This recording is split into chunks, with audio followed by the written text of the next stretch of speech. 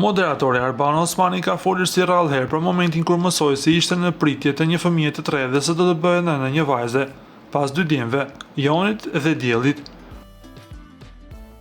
Gjatë një bisede, ajo tregoi se shtatzania e tretë erdhi pas rreth një viti nga lindja e Diellit dhe se nuk ishte diçka e planifikuar.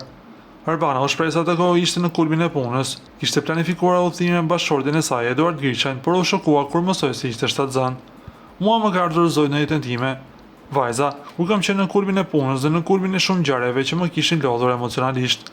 Kisha shumë nevojë që më në fund të hiqja gjirin Diellit pas një viti dhe kisha programuar një udhëtim në Amerikë. Do rria me jetin disa ditë për qejf dhe më në fund do qetësohesha nga puna.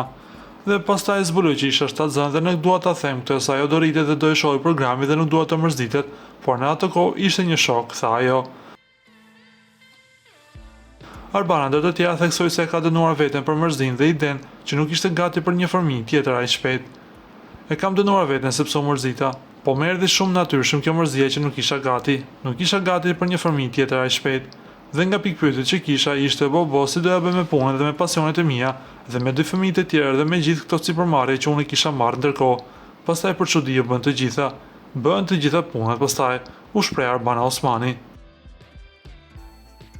Ju lutem klikoni tek butoni subscribe për të marrë të rejat më të fundit nga Showbizi shqiptar.